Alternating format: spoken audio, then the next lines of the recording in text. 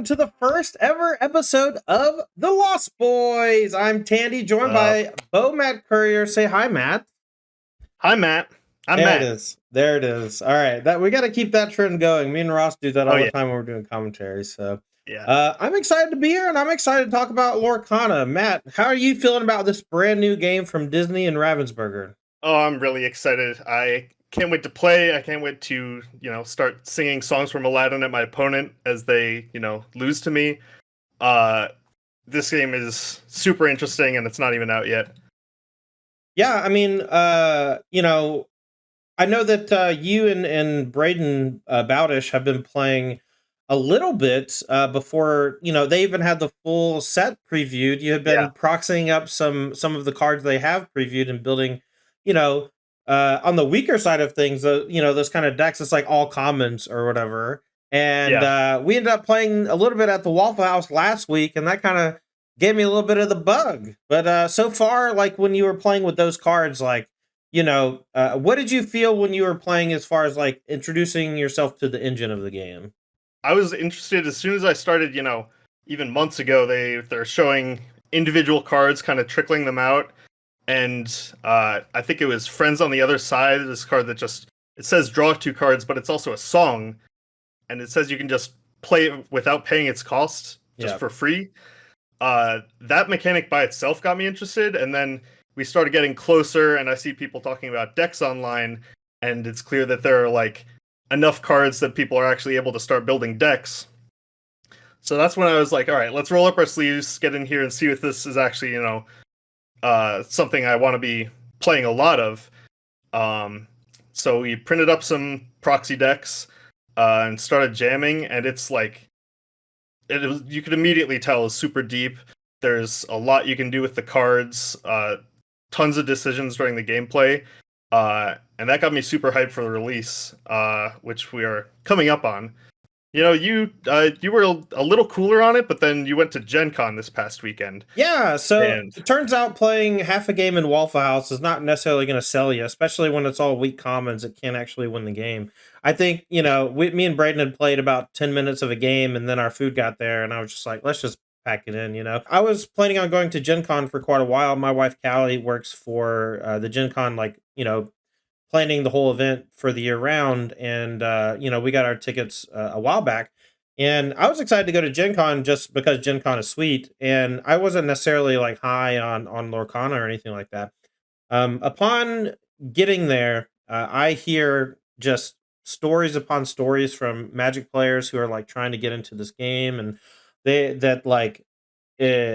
demand is through the roof, right? Like they had to set up barriers so that they could form giant lines that were, roughly 2 or 3 side by side, but a mile long. Yeah. And I don't mean that oh yeah, it's probably like a mile. Like there was a point where I'm pretty sure that the line was about maybe a half a mile long, but it was like all the way across the convention center, out the door, and like down the block. And you were having to stand outside sometimes for like 30 minutes in the 90-degree heat, and it was pretty humid too. So I know they had the line starting the day before at 6 p.m. You could go sit in line like you were waiting to get a new book, or going to a concert to get concert tickets from Taylor Swift or whatever before they sell out on Ticketmaster. I'm old. I don't know how these things work anymore. But anyway, people were like camping out to buy product. And at first I was just like, that's not something I want to do. And then like that night, I'm just like not really having a great time because one of my friends had to leave for an emergency, and I just like didn't have that many people to hang out with. And I would just kind of wanted to find Braden after dinner and just like hang out with him and see what he was doing. And he just brought these 2 pre-constructed decks that they had been selling 3 different precons, the 3 starter decks. But he just sat down across from me with 2 of them and said, "Do you want to play some Lorcana?" And I said, "Well, is it just the same thing we were playing the other day at Waffle House?" He goes, "No, these are like the legitimate pre-constructed decks that they are selling." And he had gotten a few when he was standing in line. He stayed in line for a couple hours to get all this stuff. And I played for what? I don't know, probably 3 or 4 hours straight. And like we ended up playing, 3 to 5 games, and then some, and I was just like, wow, The engine feels much better than I thought it was going to. Actually learning what was important, like in the games, like when Right. to try to progress to the end game versus setting up your side of the board to be a little bit stronger versus their side of the board in case they started trying to go for the end game.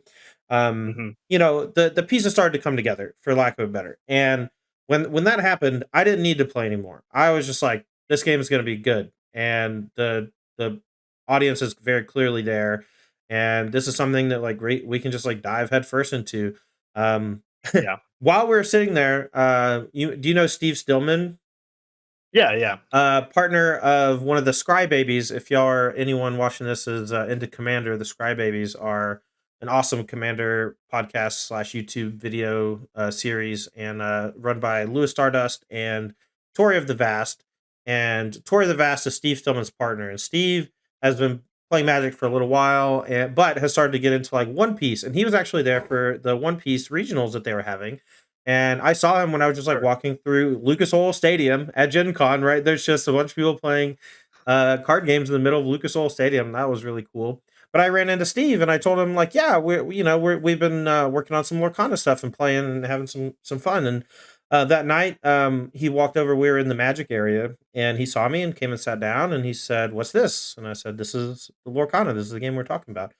And he's like, "Can we try?" And him and his friend were both who had come for One Piece, both sat down in mine and Braden's seat, and me and Braden just became their coaches and like just told them how to Yeah. play. And I had just learned how to play, Nice. but I was already like, "Oh no, I get it. You tap this thing, you draw two Yeah. cards. Here, this is a Don't know. land or a spell, blah blah blah." Right? You just get into everything so fast. And we're as Magic players, like who play competitively and who play a bunch of different games, we understand that there's just a lot of similarities between resource systems, Yeah. jockeying for position on board to leverage your pieces against theirs, and finding a way to progress to the end game without sacrificing your board position. You just always want to be looking for the micro edges. And Steve is one of those players who's just like naturally good at games like this. And so he decided to, play the deck on my side. And since he knew me a little bit better than Braden and the other person whose name I forget, he goes by Lego Pizza, I think is his name Yep. on Twitter. He's a super cool guy, and they just played like 5 games in a row. They sat there for like an hour, and we were just talking, gushing about the mechanics, gushing about the game, the cards in each other's decks, explaining what we think that the game's going to become over time because Yeah. of how rich and deep the engine is, but also because the IP, Disney, animated Oh Disney yeah. movies or whatever, there's just so much to draw from. Every single card that I would play would be a character that I knew from my childhood in a spot in the movie or TV show that I knew them from. And like that was the incarnation of the card. And the abilities kind of match what they're doing in the movie. And I just had this stupid grin on my face for just hours. It was so much fun. That was my Gen Con experience. It was a blast. Matt, how was your Gen Con experience? I did not go to Gen Con. I No, Matt, wasn't able to no. go. Okay. No, but speaking of Gen Con though, I was there last year, and I mean anyone that plays board games, plays card games, tabletop miniature games, etc., knows about Gen Con. It's like it's the biggest. It's the biggest in North America, at least. Tabletop gaming convention. Mhm. Like you mentioned, Lucas Oil Stadium, right? That's where they were having a tournament, Yeah, and that's not where Gen Con is. That is one of the that is 5 part large of Gen places Con. where Gen Con exists. Yeah, so it really says something. Like every year at Gen Con, there's like the big thing or whatever that people are lining up for. This year, it was Lorcana. Yes, and Like it wasn't that's what even people were talking about. yeah, and it's hard to explain, hopefully when we talk about this a little more on social media, you can grasp the scope of how many people were there for Lorcana. I remember seeing a picture from Thursday. There was a sea of people just wall to wall in the Indianapolis Convention Center trying to get into the vendor area just to buy a Lorcana.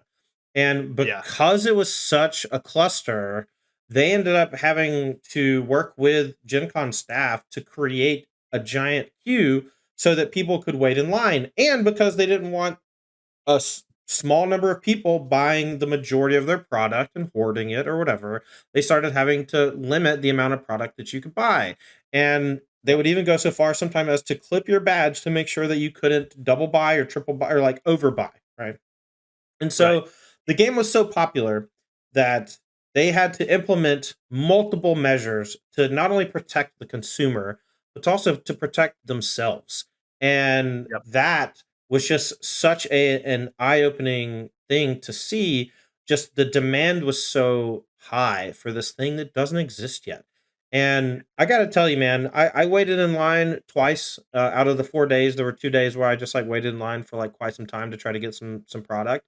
And one of the days it was like Friday, and it was a little later in the day. It was like 4 p.m. The line wasn't that long because it had already mostly dissipated, and I was able to get through in about 30 minutes. But they sold out every other day by 2 p.m. or something. Like it was so hard to get Right. product, and the lines And that's early with in the the day were long. limits. Right, with the That's limits. they're selling like one box to every single person in that enormous line. Yeah. Uh, yeah, just one box per person, and they're still selling out every day. Yeah, but the one thing that I want to stress is that when I was talking to people on Twitter about this, and there was a lot of disbelief from the Magic community, which is where Bomat and I come from. We're big into Magic the Gathering tournaments scene, like we're just heavy on that. But like the majority of the people that we're interacting with on Twitter about Lorcana are they just don't believe me. Like they don't believe that the line's that long. They don't believe that like the people in line are genuine about wanting to buy the product. They think it's just like a bunch of scalpers. And there were some Right. scalpers, right? Like people get in line to buy stuff to sell it. Like that happens at these types of events. Like this is a unique experience. This is the release of a game. And the buzz is high enough that like you could probably just make a few bucks off of it. And like, yeah, those people exist. But what I saw in that line was just smile from cheek to cheek, from ear to ear, and families of three, four, five, multiple kids all in the lines together to get Lorcana so that they can all play together.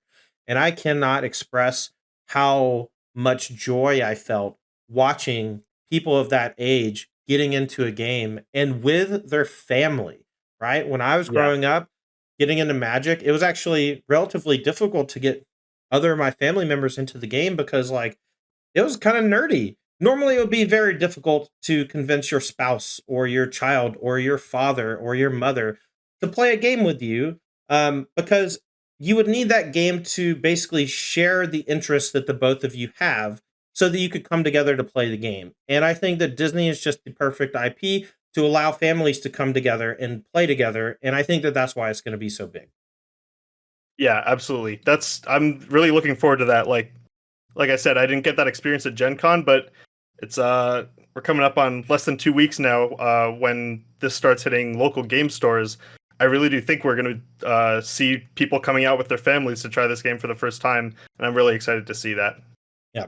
All right. So let's talk about our experiences with the pre-con decks because you probably don't have that much experience playing with them yet, right? They didn't I did come. get in a couple games online. Cool. So the pre-cons themselves, there's three pre-constructed decks, and each of them is two different colors, and the three pre-cons encompass all six of the colors, right? Yes. And so each of them is two colors, and these pre-constructed decks, which we'll have some links for you in the show notes and things like that, so you can check out the pre-constructed decks for yourself. But the first pre-constructed deck is Steel Sapphire. The second one Yep. is Ruby and Emerald, and the third one is Amber and Amethyst. Now, when I say those words to you, you probably just like have no idea what I'm talking about, right? And you would be correct in thinking that because these are the new color identities that Lorcana is using for their factions, and I think that they actually perfectly represent the thing that they're trying to do. And a lot of the video games and board games and stuff that I've played recently use a lot of these same terms to kind of reference the type of magic that they're using. And I think that Disney is just like really leaning into that with this. So let's go over the first one. Steel Sapphire. Matt, why don't you tell us what Steel is and then tell us what Sapphire is, and then we'll talk about some of the cards in the deck that really reflect what these are colors are trying to do. Steel is the most heavily associated with direct damage, just being able to play your actions to do 2, maybe 3 damage to a chosen character and get it off the board. It's got cards like Smash, Grab Your Sword, Fire the Cannons. So would you say that Yeah, the right, steel is way characters. more about being aggressive and being about efficiency, more like a red deck or like a Boros deck in Magic? When you talk about aggression, in most games, you're talking about progressing your game plan, uh, progressing the win condition of the game the fastest. And in Magic, that would be attacking your opponent a lot, getting in a lot of damage. In Lorcana, the way you win the game is by getting to 20 lore.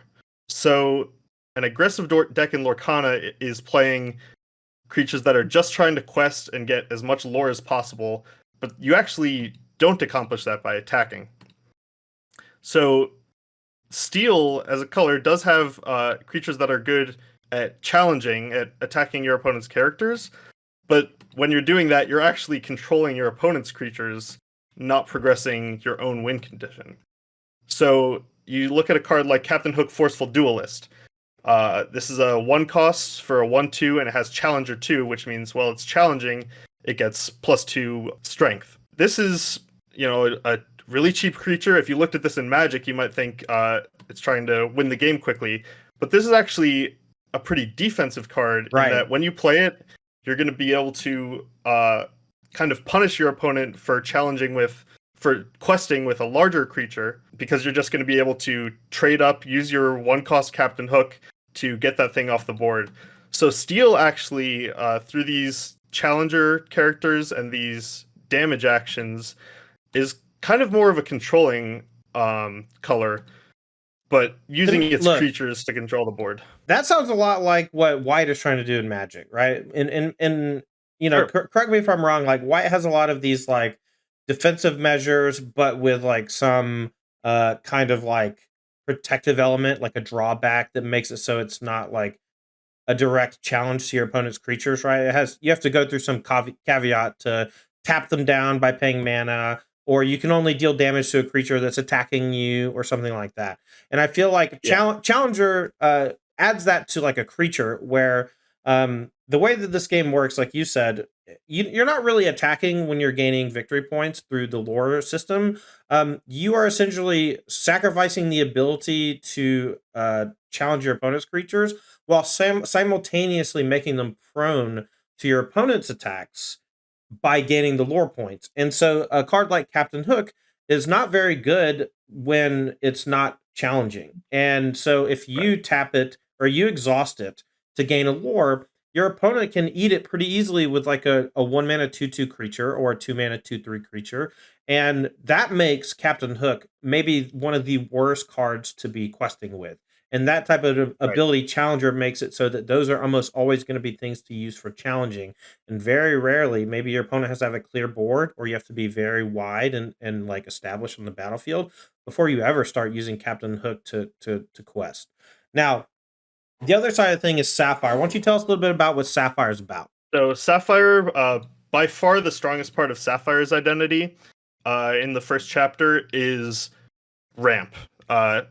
Called ramp in Magic. I'm pretty sure it's going to be called ramp in Lorcana as well. Ramping means just getting more resources into your inkwell faster than your opponent, so that you can start playing bigger cards before they're able to. The one card I wanted to just showcase exactly what this is, we're going to talk about Mickey Mouse Detective. So Mickey Mouse Detective, it costs 3 ink. It's a 1/3, and its ability is get a clue. When you play this character, you may put the top card of your deck into your inkwell face down and exert it. So for those of you who have a background in Magic, this is essentially Wood Elves or Sakura Tribe Elder. Like it's just a cheap creature that comes down and gives you an extra resource. Right. And there's actually there are multiple different cards in this starter deck alone, and then there's even more, like maybe 3 more in the rest of the first chapter itself, in Sapphire, that ramp you, that put extra cards into your inkwell. So that's definitely something that they're pushing in this first set. And Sapphire is the color of ramp, of getting more resources to play larger cards than your opponents, and that definitely comes through in this starter deck. All right. So for the second pre-con deck, this one is going to be Ruby and Emerald. and ruby is the equivalent to red, and emerald is the equivalent to green. Now, that doesn't mean that they share the same type of identity of color of Magic the Gathering. In fact, I would say that they're quite different. Let's Very go much. over this ruby and emerald deck a little bit. Why don't you tell us about some of the cards in ruby and what ruby's core identity is, Matt? So the strongest singular identity of Ruby is the keyword evasive. Evasive in Lorcana is pretty similar to flying in Magic. If a character has evasive, that means it can only be challenged by another character that has evasive. So effectively, what this means is that if you have a card like Pongo, Ol Rascal, which is 4 cost 2/3 with 2 lore that has evasive, if your opponent doesn't have anything with evasive, you can just start exerting questing every single turn with Pongo, and there's not all that much your opponent can do about it with their characters. All right, quick question That for is, you, Matt. yeah, If I play a Pongo on turn 4 and it has evasive, am I allowed to tap it then to immediately quest and gain 2 lore? no. So just like what in Magic we call summoning sickness, the exact same thing applies in Lorcana. Characters can only quest or challenge if you've already had them in play for an entire turn. So you Now, play the Pongo on turn 4, you can't do anything with it until turn 5. I'm assuming that there are going to be some cards that allow you to exert things the turn they come into play. So just because it has summoning sickness doesn't mean that it's useless for a turn. And we'll get to more of that type of stuff later. But that is where the engine stands at the beginning, right? When you play a creature, it has Right. no abilities until you get to untap with it. Your opponent can do stuff to it, but it's not ready yet, right? It has to take a turn to get ready. Yeah. That is Red's identity seems to be relatively aggressive, somewhat similar to in Red and in Magic the Gathering. But what does the interaction look like for Ruby in Lorcana?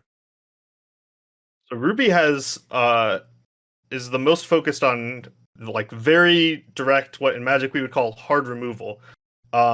Case in point, Dragonfire. Dragonfire is just a 5 cost action. It's very simple. Banish chosen character.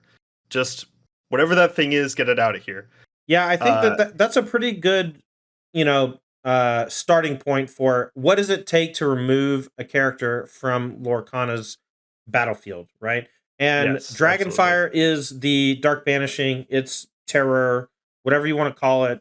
Dragonfire 5 mana, that's the baseline for removing a creature. Now, there are other Right. ways to remove creatures, there's ways to deal damage or whatever, but if you want to kill the 10/10, the 11 mana thing from the next set or what, if you want to kill the biggest creature in play, it's going to cost you 5 ink. Right. And this is actually a point where I'm going to get into a little bit of card comparison with another card that is very comparable to Dragonfire. That's in Sapphire, and that's Let It Go. Let It Go is a 5 cost action. That's also a song that says you choose a character and put it into its controller's inkwell. So it Okay, also okay. gets it out of there. It does give your opponent a resource they can use. They can play a more expensive card on their next turn, but it's also 5 costs, just like Dragonfire. But the biggest difference, in my opinion, is that that card is inkable and Dragonfire is not. If you look at Dragonfire, it has just a very simple hexagon around its cost. That means you can't actually play this card as ink. Now, that's So important that's to note because that means that some cards will have dual uses, right? So some cards can right. only be played as a spell, while others, maybe they're a little bit weaker on what they actually do, but you can play them as an ink early in the game instead of having them rot in your hand, so you kind of curve out. So you look at Let It Go, and it has this upside that you can play it as ink if you need to or if you want to. Uh, but it also has a downside where you're giving your opponent a resource even as you're taking their character off the board. But then Cool. you look at Dragonfire, you have to pay 5 ink, and you can never play this card as ink if you just want to get rid of something. Yeah, I think that's going to be a real focal point for balance. And I think that they're going to be able to Yes. make some really powerful cards that cannot be inked. Maybe they're a little more expensive, but maybe they just do some wild stuff in the game engine. But if they can't Yep. be inked, that means that they're just going to be stuck in your hand for a while. And you might see people lean towards something that's a little bit more flexible, that has ink, maybe it has a worse ability, but it's just going to be a better card in your hand more often. And that's something that can't really be overstated and how important it can be in games like this. Yeah, it's super important. All right. So, red as Dragonfire. Green looks like it's a little different. What is the green side of this Ruby and Emerald starter deck? And what's green's kind of color identity? Earlier, when we started talking about Ruby, you mentioned it looking like an aggressive color. Hmm. There are hints of that with cards like Pongo. Evasive cards are going to be able to keep getting in there. Right. But I would actually say green is the most aggressive color uh, in the first chapter, and that's because of the lore on the green cards. Oh, The red, so the lore is a little higher on average? yes, absolutely. You look at Mad Hatter Gracious Host in this starter deck. This is a 5 costs for a 2/4. It has 3 lore, and it says whenever this character is challenged, you may draw a card. 3 lore for every other color, you have to pay a lot more than 5 to get a 3 lore character onto the board. And Emerald, actually, it has Mad Hatter in this starter deck, and another card, Cusco, in the rest of the set. They're both 5 cost characters that have 3 lore. That is by far the best way to really get a huge lore advantage quickly on your opponent. Is just play this one card is going to get 3, maybe even 6 lore if your opponent can't deal with it right away. And that's the kind of the key part of aggression in this game. Is it's not about having a bigger character; it's about having a character that can get you more lore than you might usually expect. Yeah, and one of the cards we're going to talk about later, it's the only one I've seen so far.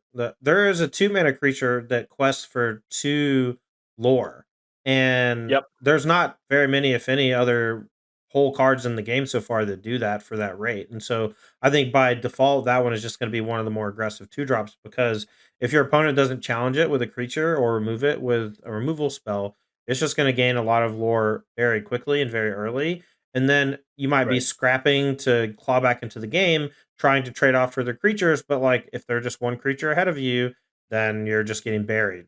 And that's kind of how the combat works and the game works in general. Right. All right, so that's Emerald. And then before that, we talked a little bit about Ruby. The Ruby and Emerald starter, we'll have a link for it down in the description. But let's move on to the third and final pre-constructed deck that we got at Gen Con. That's going to be the Amber and Amethyst starter. Amber, more of like a orange-yellow color, and Amethyst is what I would consider to be black or the evil faction in Disney. Like, this is where you're going to get your real villains, the ones that are just like evil, chaotic, bad, right? Yeah. Whereas Amber, what would you really consider Amber to be? The main themes in Amber are cheap characters and songs, and there are some cards that play towards both of these. There's also you have princess things going on in Amber, um, but mainly the by far the main reason that people are turning to Amber in early deck building is for their ability to get a lot of cheap characters out and get paid off for those cheap characters. All right, so Stitch Rockstar is my favorite card in the set. Matt, why don't you give us a rundown of what the card does, and then we'll talk about why it's so cool. So Stitch is a 6 cost character. It can be inked. It's a 3/5 with 3 lore. It says whenever you play a character with cost 2 or less, you may exert them to draw a card. And it has another ability that we haven't talked about yet, which is Shift. Stitch has Shift 4, which means you may pay 4 ink to play this on top of one of your characters named Stitch. Okay, so Basically, it's this kind of like means upgrading your creature, right? exactly. If you have a Stitch New Dog, for example, which is just a 1 cost 2/2, you can pay 4 ink instead of 6. Put your Stitch Rockstar on top of it, and you're off to the races on turn 4 instead of turn 6. Now, can you give us a rundown of what the rules of Shift are? I have a pretty good understanding, but I think it's important to really explain it. Basically, when you shift a character onto another character, it has all of the attributes that the existing character had, except none of its abilities, basically. Yeah. So if you already had your Stitch New Dog in play, once you've shifted your Stitch Rockstar, you can exert it that turn if you want to. You can quest with it, you can challenge with it, because the existing character was already there. Right. If it's been given other abilities by various other cards in the game, those also apply. Okay, and then on top of that, it also has the damage, right? If Yes. the character underneath had taken 1 or 2 damage, and you shift on top of it, the new one doesn't refresh the damage. It still keeps the Yep. damage that was on it. So Yeah, definitely that's important to definitely know. important. The thing about Shift that I really like is that it allows you to play some of these more expensive cards with awesome Enders of Battlefield abilities, or just awesome abilities for just like 1 to 3 cheaper than the actual Yeah. cost of the card. And I think that's going to make for some really neat gameplay that has a couple punishes for it, but also a lot of rewards for it. It's going to be a cool little dynamic. Now, the ability that I love on this card is not the Shift. It is Adoring Fans, and it says whenever you play a character with cost 2 or less, you may exert it and draw a card. Now, exerting something sounds like it's kind of bad, right? Why don't you tell us why exerting is kind of a drawback for this ability and what it means in the game? If your character is exerted, it's vulnerable now. Exerted characters are the only ones that can be challenged by your opponent. So if you wanted to, say, keep your Stitch Rockstar in play, you would just uh, not touch it, just leave it there, play other characters, not exert your Stitch at all, and then your opponent wouldn't be able to challenge it. But when you're playing these characters alongside it, your 1 or 2 cost characters to draw cards, you have to exert them to draw cards, which means your opponent can just challenge them right away. But the awesome part about Stitch is that you already drew the cards. So they're replacing themselves, and you're just kind of overwhelming your opponent with all these adoring fans. Yeah, I think that to me is the biggest draw of Stitch, is that it allows you to kind of fill your deck with these really cheap ones and twos, and as the game progresses, they still maintain value. Whereas in like a more traditional style deck, if you're drawing one of those 1 drops or 2 drops later in the game, like you're just not competing with the sevens, eights, and nines that the control decks or the ramp decks are putting out. Whereas Stitch really just puts you into overdrive and like makes them all replace themselves. It's just such a cool card. Yeah, it's really fun to play with. You just All right. empty your hand, but then at the end, your hand isn't empty. Okay, so that's Amber and Amber's identity, roughly. Let's talk about Amethyst, the kind of evil faction. Tell me what it's about, and explain one of the cards or 2 of the cards for me. Yeah, so Amber, Amber has a few different things going on. By far, the standout card that uh, people identify with Amber in their heads is Friends on the Other Side, which is a 3 cost action. It's a song, and it just says draw 2 cards. This is pretty unique in the game right now. This is the only card that just straight up draws cards without, other than some characters with conditions on them. And since it's a song, you can play it without paying any ink, which just feels really good when you just get to exert your 3 cost character, draw some cards, and then already have the ink available to play them. Now, quick So question for you: am yeah, I allowed to play a 3 drop creature or 3 drop character, and then use that to play this card, the Friends on the Other Side, on that turn? no. So songs go by the if you actually read the reminder text of a song, it says a character with cost 3 or more can exert to sing this song for free. So it's not you playing the song, it's your character singing it, so Yeah. they kind of have to be there, just like if they wanted to challenge a quest. Awesome. Now, the song mechanic seems really nice, and I know that there's a bunch of different songs that I've been able to see and play with myself. Are there songs in every one of the factions in every one of the colors, or are songs just a couple of different colors?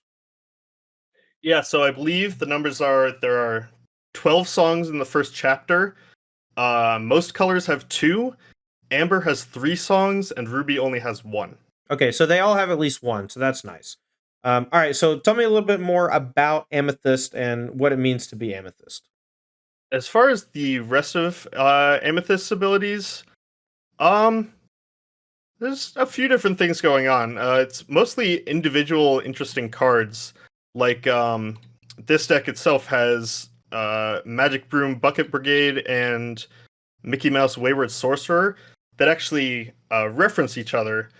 Mickey Mouse Wayward Sorcerer says you pay 1 less to play broom characters, and whenever your broom characters are banished in a challenge, you can return them to your hand. So you got this Nice. Fantasia thing going on.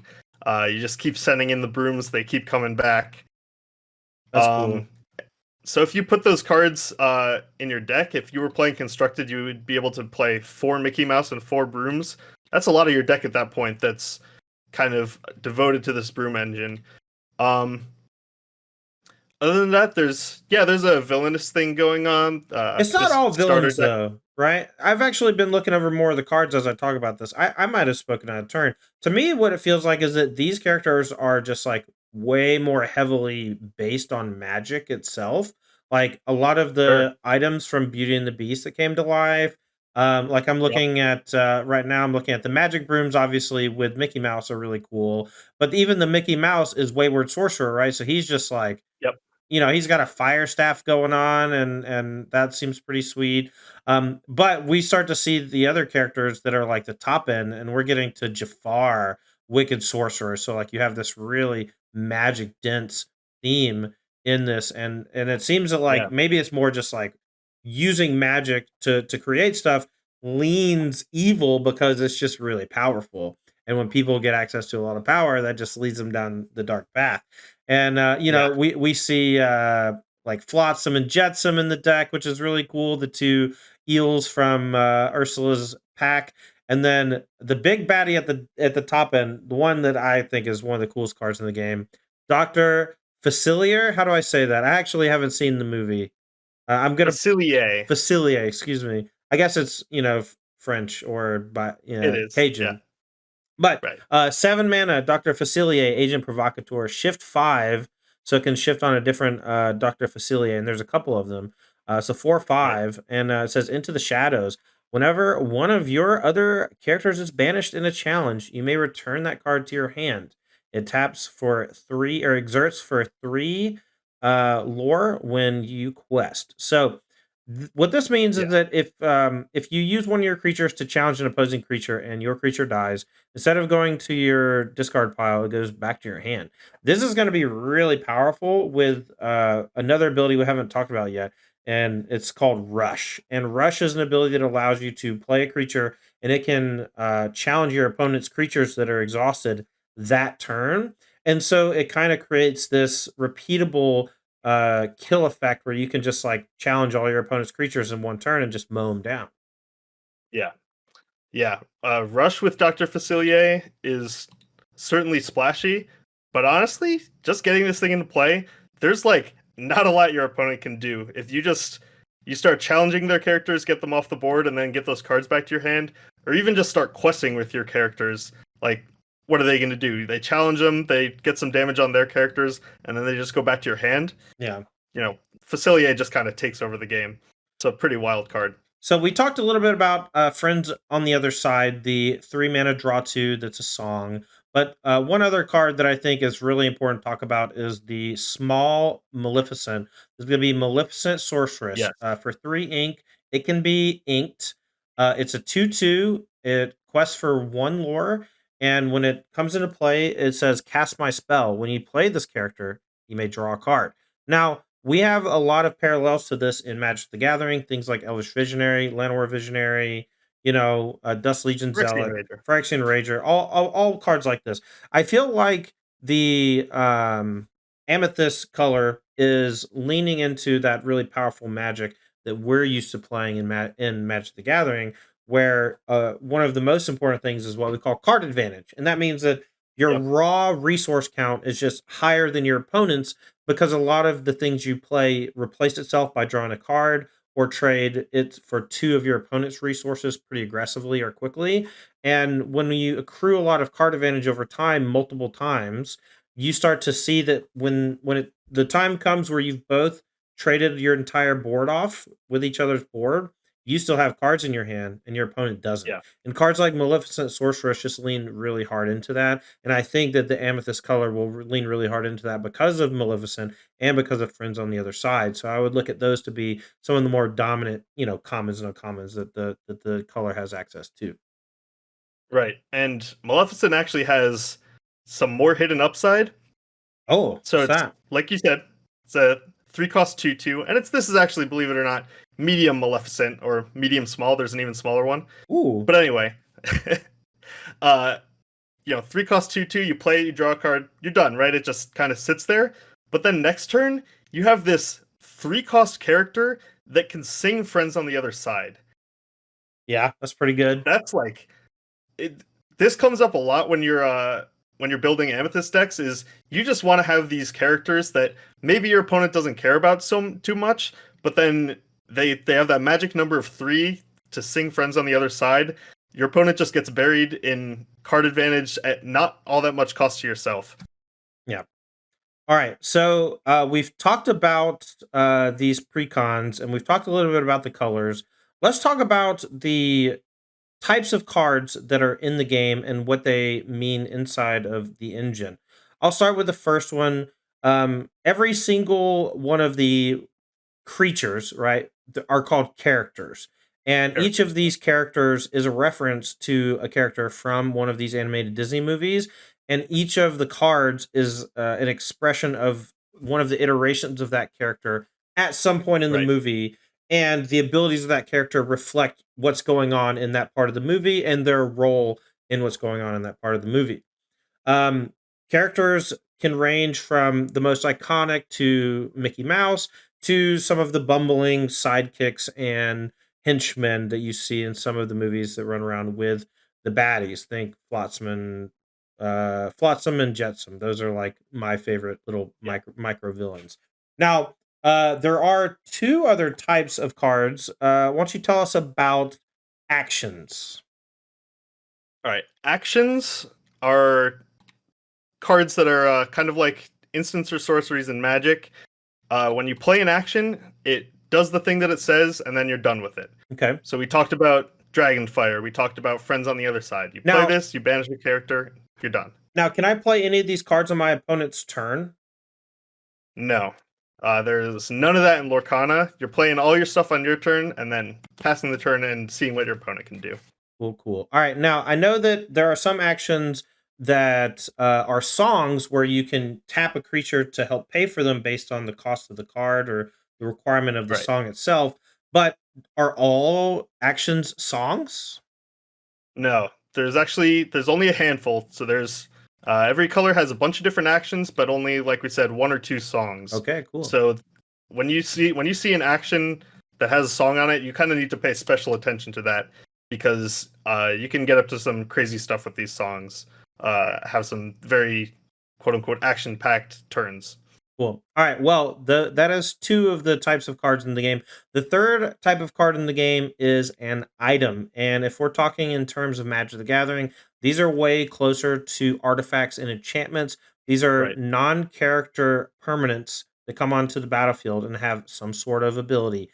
Some of them say draw a card. Some of them say heal my creature, deal damage, whatever. There's just a ton of different things that these items can do. Some of them cost no mana to use, some of them exert themselves to use, some of Right. them cost mana and exerting themselves to use. So I think that some of these are going to be desirable. I think that some of them are going to be relatively weak, just depending on how good or bad the abilities are inside the engine itself. But it is one of the three primary card types. We got characters, we got actions, which are basically instant and sorceries, and we got items that are basically artifacts and enchantments. Those are the three card Yeah. types. Now, we already went over the 6 colors, but I want to give a refresher to everyone as we are moving away from this part of the broadcast. So there are 6 colors. First up, we have sapphire, which is blue. We have ruby, which is red. We have steel, which is white or metallic, light metal. We have amethyst, which is essentially black or purple. We have emerald, which is green. And we have amber, which is that yellow orange that, my favorite card, Stitch is in, the rock star. Yeah. So those are the 6 colors, and we went over a little bit about their identities. But this is just our initial takes on them, and this is very broad stroke stuff. The more that we play the game, the more we'll have a better understanding of these colors' roles inside the engine, pairing them with each other, finding combinations that work well together, things like that. All right. So, moving on to the last part of our first episode, I would like you, Matt, to give me about 2 minutes, wax majestic, about your favorite card in the entire set. You got 2 minutes, go. All right.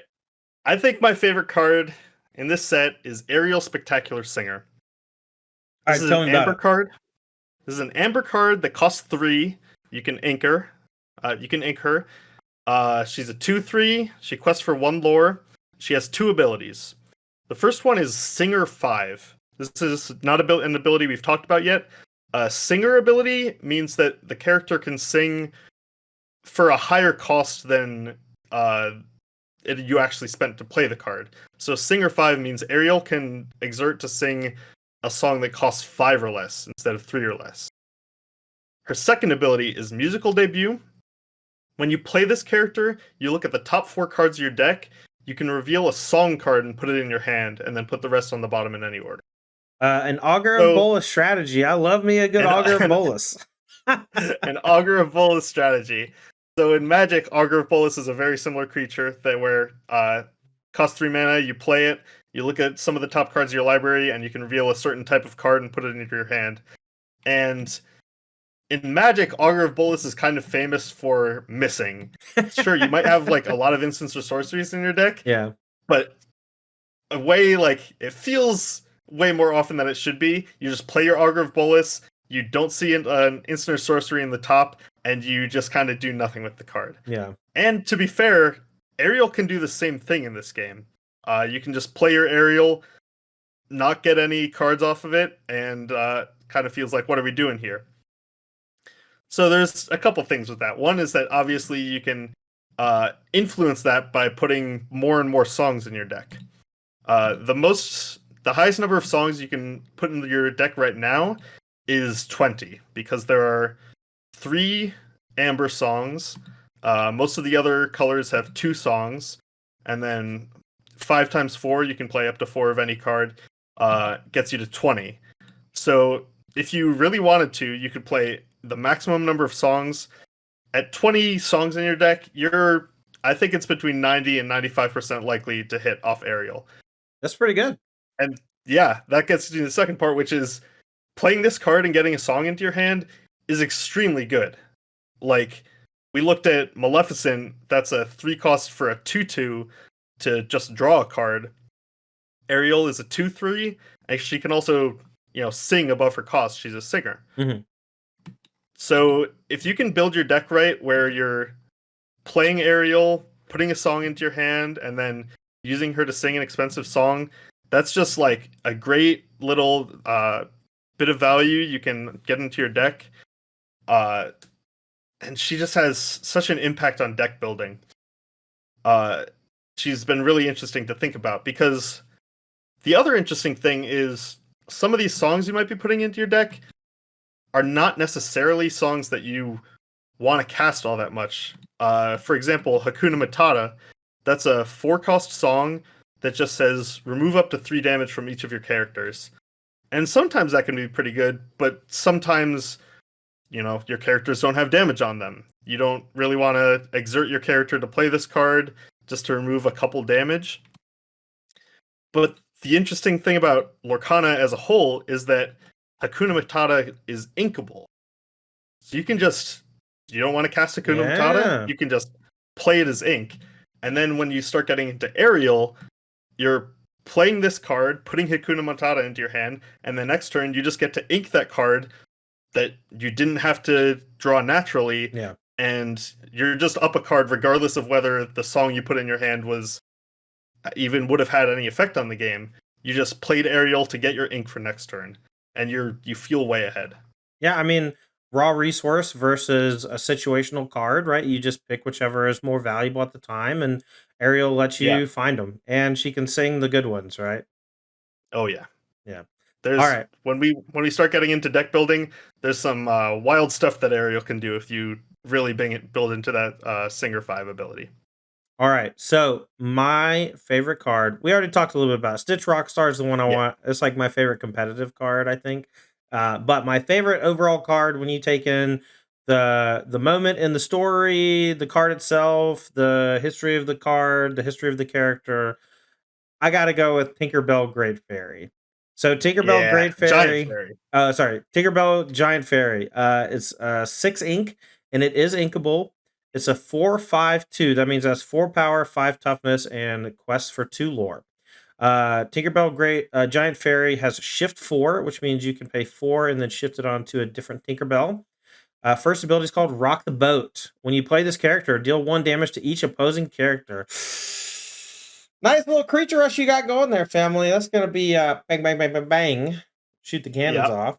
Second one is Puny Pirate. And she's holding the pirate ship in one of the pictures, and she's like looking down at the fleet in another, like she's about to Yep. squash them into the ocean. During your turn, whenever this character banishes another creature in a challenge, you may deal 2 damage to chosen opposing character. That means that if you shift this, you deal 1 to everything, and then you go and immediately challenge and kill something, you get to deal 2 damage to another character. So shifting with Yeah. this just seems so absurdly powerful. And like this is my ideal shift card because you get the immediate payoff Yes. from the 2 damage, Absolutely. which essentially undoes the negative effect of shift, which is just like kind of losing a resource in the muddle. Yeah, and that was something we also forgot to mention about the shift mechanic is if something happens to the shifted cards you played, both of those cards go to the same place. So Ooh. if I shift my Stitch onto another Stitch, and then you play Dragonfire on my Stitch, both of those cards get banished. They're just out of there. So in card advantage terms, you just 2-for-1'd me. You got rid of 2 of my cards for 1 of yours. Now, I know But that yeah, there are some cards that return cards to your hand, and there are some that put cards into your opponent's inkwell. And so, what happens if you target a shift character with one of those? yeah. So the same thing. Both of those cards go to the same place. Cool. So let it go, like we talked about earlier. If you were to let it go, my Stitch Rockstar, both of the stitches would go into my inkwell, and I would now have 2 extra ink instead of just 1. All right. Well, those are our favorite cards from Lorcana so far. Matt, this has been a really fun first episode recording with you. I Yeah. know that you're very excited about playing with, brewing with, talking about Lorcana. I'm right there in the same boat with you. And I hope that you watching at home were able to pick up and learn a lot of stuff from this opening broadcast. We're just trying to essentially explain the game to you in the best way that we know how. As we progress on the channel, we're going to get more in depth into the competitive side of things. We're going to be bringing you guys gameplay between, decks that we're building, decks that we see other content creators build, and eventually we're going to be hosting, running, participating in tournaments, and then we're going to be bringing you the metagame. We're going to be showing you the best decks against each other as we explore this awesome new card game, Disney's Lorcana from Ravensburger, over the course of maybe the next few years. Who knows? But this has been episode 1 of The Lost Boys. Matt, do you have anything final to say before we sign off? No, I'm just like you said. I'm super excited to getting into the nitty gritty of the competitive metagame, what we might start looking at, and get out to some tournaments, like you said. Oh, yeah. So, yeah, you can find us on Twitter at Lost Boys LOR, I believe. Yep, I did a LOR as a shorthand form of Lorcana, so Lost Boys LOR. Yep. You can also check out our Patreon, patreon.com/, The Lost Boys. I just made all this today. I might be saying it wrong. We're going to have links to all of our socials in the show notes, so make sure to check those out. But we're on Twitter, Patreon, and YouTube. This is going to be going up on YouTube, and I hope that y'all enjoyed it. But for episode number 1 of The Lost Boys, I'm Tandy. That's BomattCourier. Say bye, Matt. Bye, Matt. See ya.